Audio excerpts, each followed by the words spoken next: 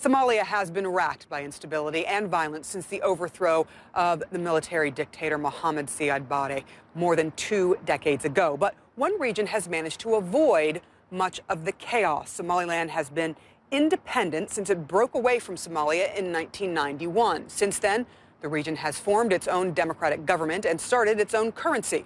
Somaliland's biggest industry is selling livestock mainly to Arab countries, but the region's economy is also dependent on money sent home from migrants who are working overseas. Despite being independent from Somalia, the international community still does not recognize Somaliland as a sovereign state.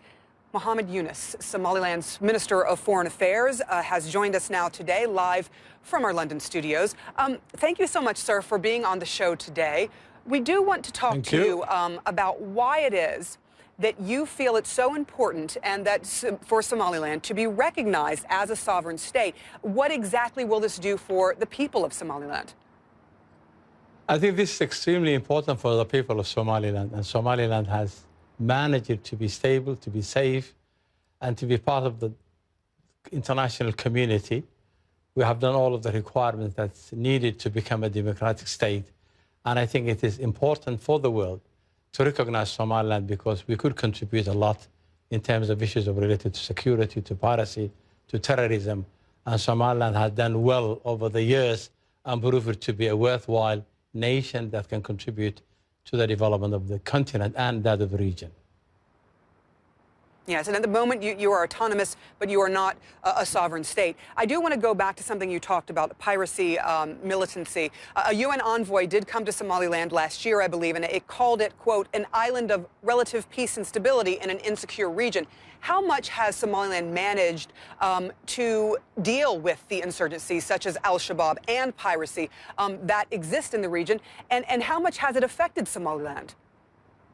I think Somaliland has proved to the rest of the world that we have managed to be peaceful. We have managed to ensure that the Shabaab and those others who are doing bad things do not come to our territory. We are actually contributing to the safety and security of Ethiopia and Somalia and Djibouti. And I think we have managed under the circumstances to be on our own, to be independent, and to do the best that we can to ensure that the rest of the world listens to us and ensures that we are an independent state and accept our recognition. In the meantime, we are having the talks with Somalia, which we hope that will reach to a peaceful divorce between us and Somalia, and we are looking forward to be a member of the international community very soon. We earlier mentioned the dictator in place before Somaliland broke away from Somalia, and I do want to ask you about the reports of genocide in Somaliland from back in the 80s. There are claims some 200,000 people were massacred, clan-based attacks at the behest of that former dictator. What's been done to try to uncover the truth and to try to punish those responsible? I imagine that many of the people responsible are still walking free. The first time we had the talks now a month ago in Istanbul, the Somali government has acknowledged and accepted the fact that there were atrocities and genocide against the people of Somaliland.